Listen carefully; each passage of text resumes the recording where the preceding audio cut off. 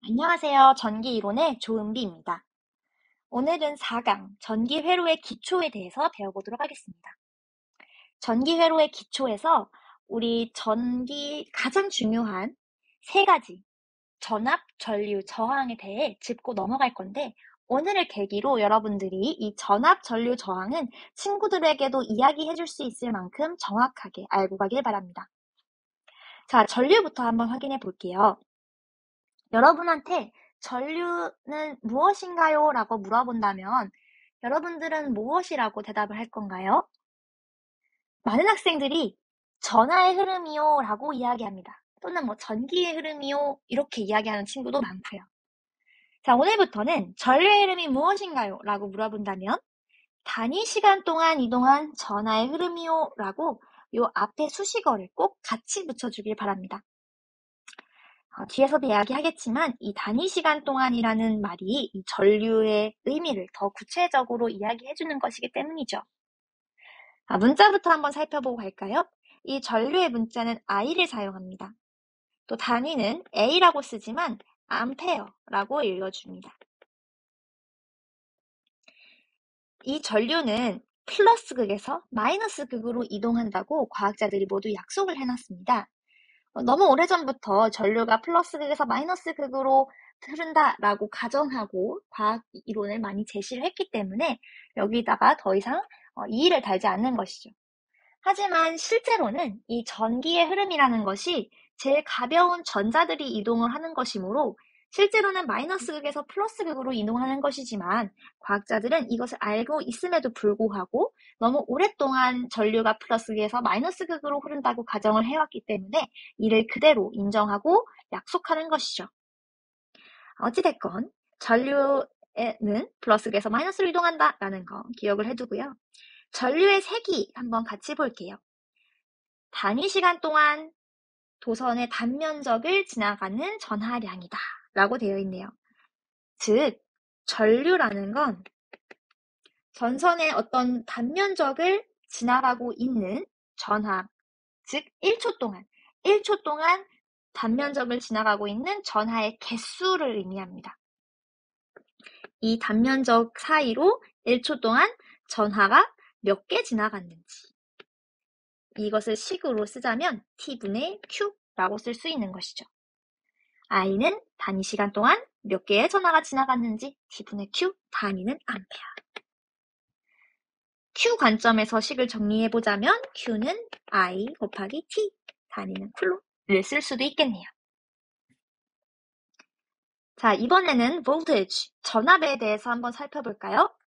전압은 전하를 한 지점에서 다른 지점으로 이동하는 데 필요한 전위차, 전기적 위치 에너지의 차이입니다. 그림처럼 A에 있는 전하들이 B 지점에 있는 곳으로 이렇게 가기까지 높이 차이가 생기는 것을 보면 자, 높이 차이가 있어야지만 A에서 B로 전류가 흐른다는 것을 유추해 볼 수도 있겠죠. 자, 이거는 마치 물의 흐름과도 비슷합니다. 예를 들어서 A라는 수조와 B라는 수조가 있다고 가정해 보겠습니다. 그리고 이 A와 B 사이에는 가느다란 통로가 있는 것이죠. A에는 높이 가득 물이 차 있고 B에는 반 정도만 물이 차 있다고 가정해 봅시다. 이때 물은 어디에서 어디로 흐르게 될까요? 네, A에서 B로 물이 흐르게 되겠죠? 이것은 A에 있는 물이 B에 있는 물보다 높이가 더 높기 때문입니다. 물의 높이가 더 높기 때문에 이 높이가 서로 똑같아지는 지점까지 물이 이동하게 되는 것이죠. 마찬가지로 어떤 높이 차이가 있어야만 물이 흐르듯이 전기도 높이 차이가 있어야만 전류가 흐르게 되는 건데 그때 이 전류를 발생시키는 높이 차이를 전압이라고 하는 것입니다. 따라서 전류는 전압이 높은 지점에서 낮은 지점으로 흐른다. 이러한 높이 차이가 있어야지만 전류가 흐른다 라고 생각할 수 있겠네요. 문자는 볼테지의 앞자를 따서 V를 사용하고 단위는 V라고 쓰지만 볼트라고 읽습니다.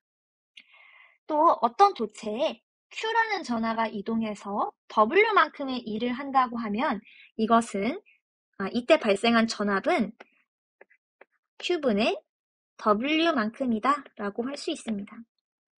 다시 한번 정리해보자면 Q만큼의 전하가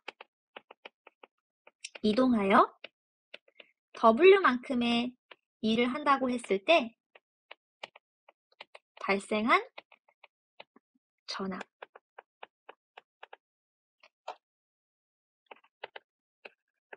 그것이 Q분의 W가 되는 것이죠. 일의 관점으로 다시 정리를 해보자면 W는 Q 곱하기 V다 라고 쓸 수가 있겠네요. 저항도 한번 살펴볼까요? 저항은 resistance, 즉 전류의 흐름을 방해하는 정도입니다. 이 저항이 크면 클수록 전류가 잘 흐르지 않게 되는 것이죠. 그림을 한번 살펴보겠습니다. 자, 이 그림을 마치 터널이라고 생각해 볼게요. 여러분들, 터널이 만약에 굉장히 좁은 터널이라고 했을 때 여러분들이 이 터널을 지나가기에 더 편할까요? 불편할까요?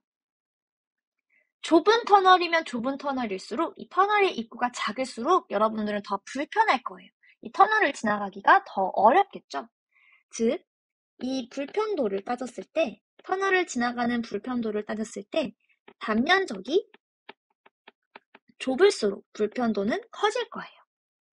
마찬가지로 이번에는 도체의 길이가 길다고 생각해 봅시다. 터널의 길이가 길다고 생각해 봅시다.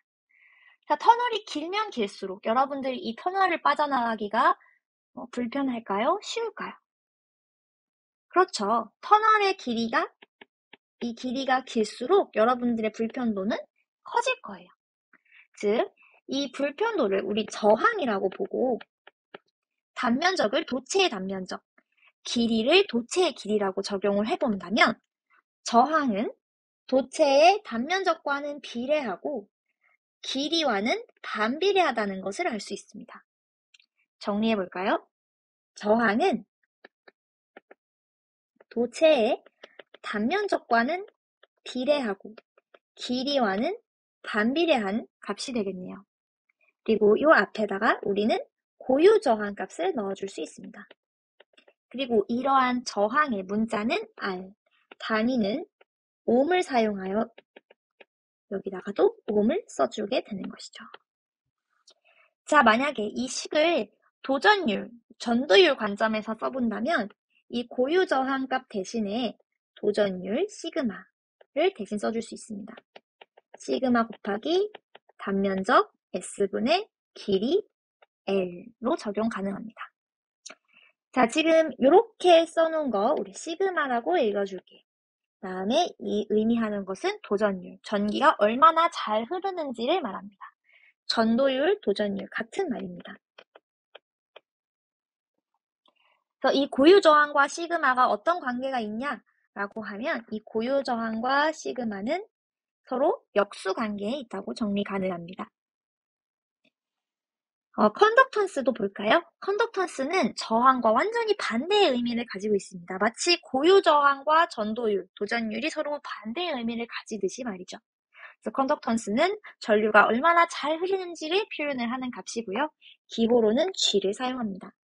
그래서 마찬가지로 R은 G분의 1이다 라고 쓸 수가 있습니다. 그리고 이 G 값은 단위를 ohm을 뒤집은 모양으로 이렇게 쓸 수 있고 모호라고 읽을 수 있습니다.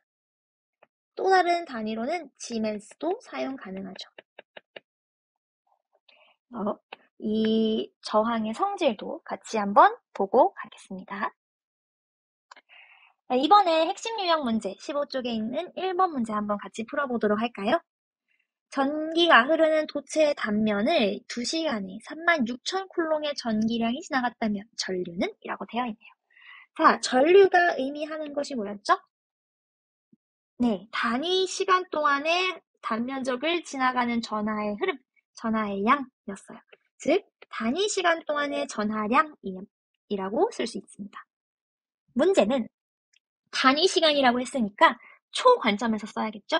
그 2시간을 초 관점으로 바꾸게 된다면 2시간은 60분, 60초, 2시간이니까 총 7,200이라고 쓸 수 있겠네요. 7,200초.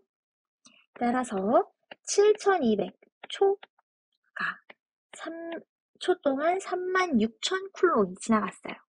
계산을 해보면 0000 없어지고 남은 거 5만 남겠네요. 그래서 5라고 써주도록 하겠습니다. 단위는 암페어. 답은 3번이 되겠네요.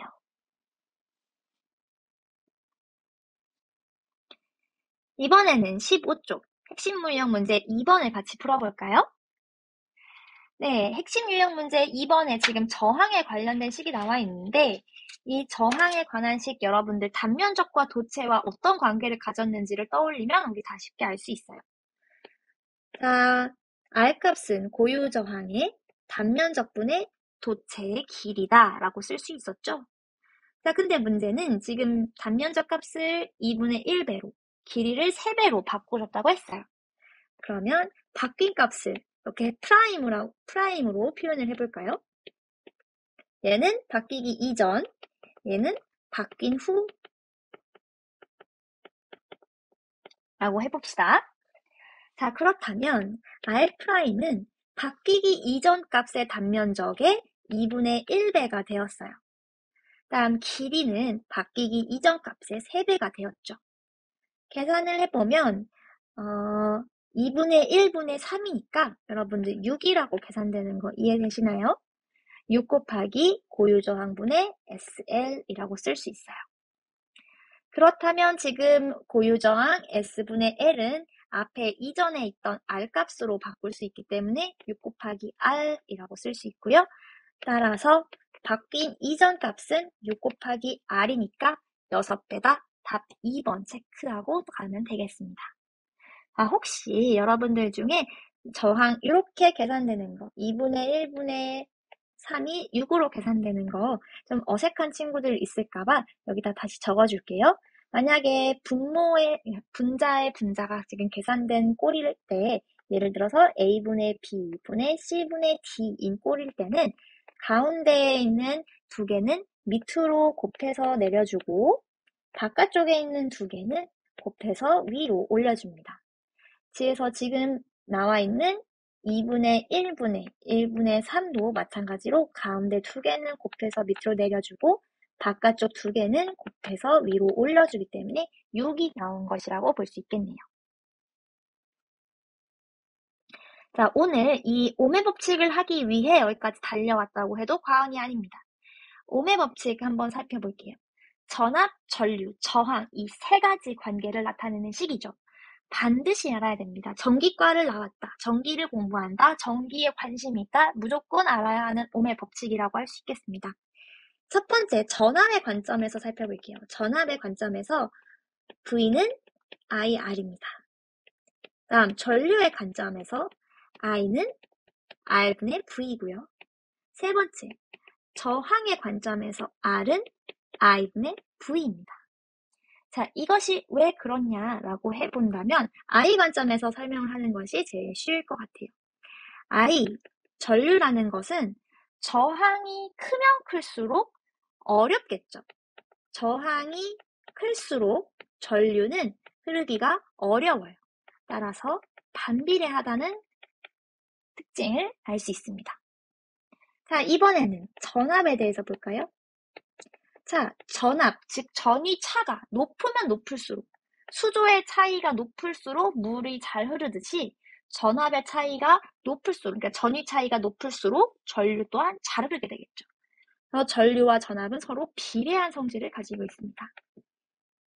따라서 이것을 우리 I는 반비례한 저항은 분모 자리에, 비례한 저항은 분자 자리에 올리면 I는 R분의 V라고 쓸 수 있고 식을 R은이라고 쓰면 V 관점에서 쓰면 V는 IR이 되는 것이고 R 관점에 쓰면 R은 i분의 v가 되는 것이죠. 그래서 어떤 식으로 나오든 이 오음의 법칙 반드시 기억하고 넘어가야 합니다. 전압 강하는 전지에서 제공하는 전압을 저항에서 적용하였을 때 이 전압 안에서 전압이 강화되는 정도를 의미하는 것이죠. 그러니까 전지에서는 전압을 올려주고 저항에서는 전압이 떨어지는데 그때 이 떨어지는 전압의 양을 전압 강하라고 합니다. 전압에서 떨어지는 전압, 저항에서 떨어지는 전압입니다. 자, 직렬 회로에서 이 값이 어떻게 되는지를 한번 볼게요. 직렬 회로에서는 이 i 값이 i1과 i2가 서로 같다고 했던 거 혹시 여러분들 기억날까요?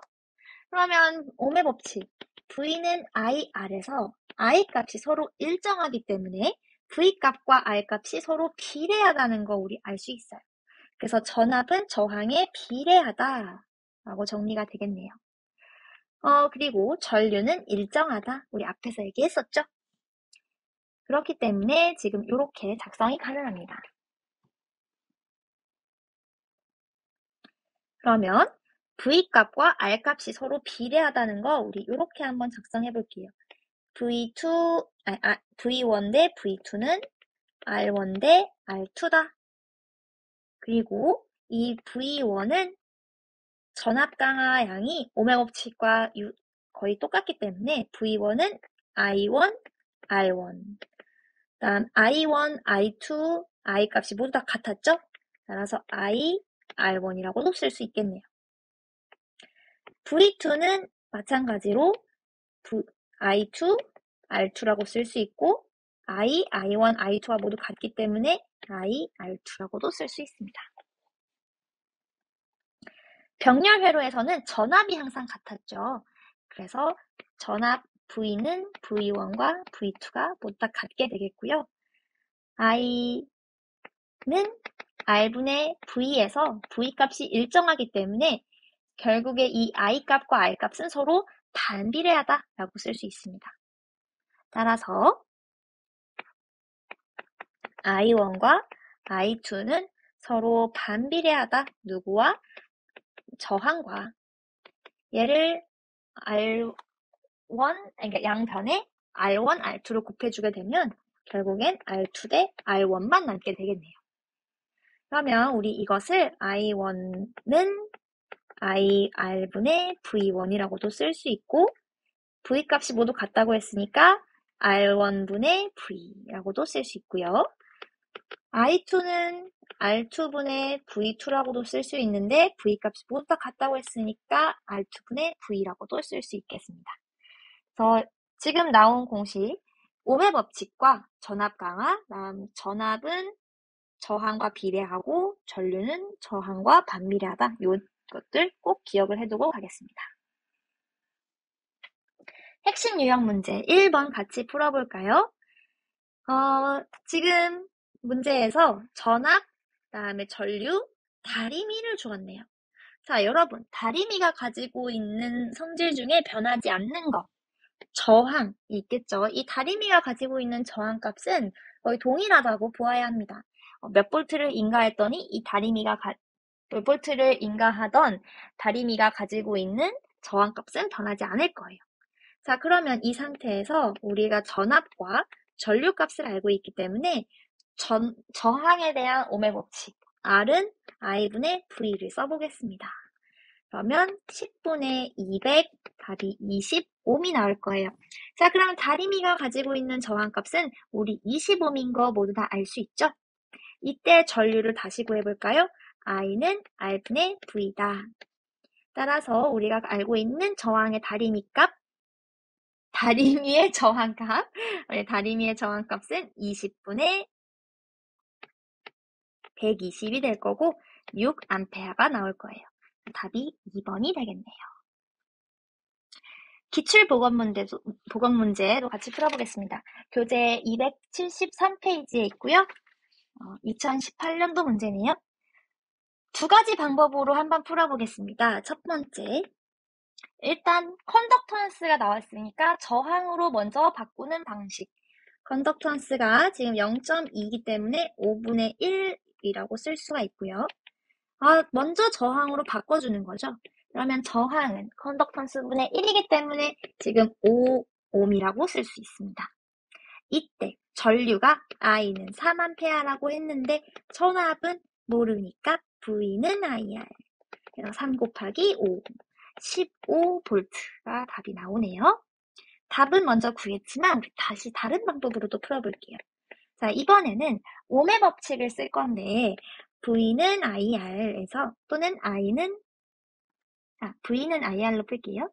V는 IR에서 R 값을 바꿔주는 거죠. 먼저 바꿔주는 거죠. G분의 1로. 그러면 G분의 I라고도 쓸 수 있어요.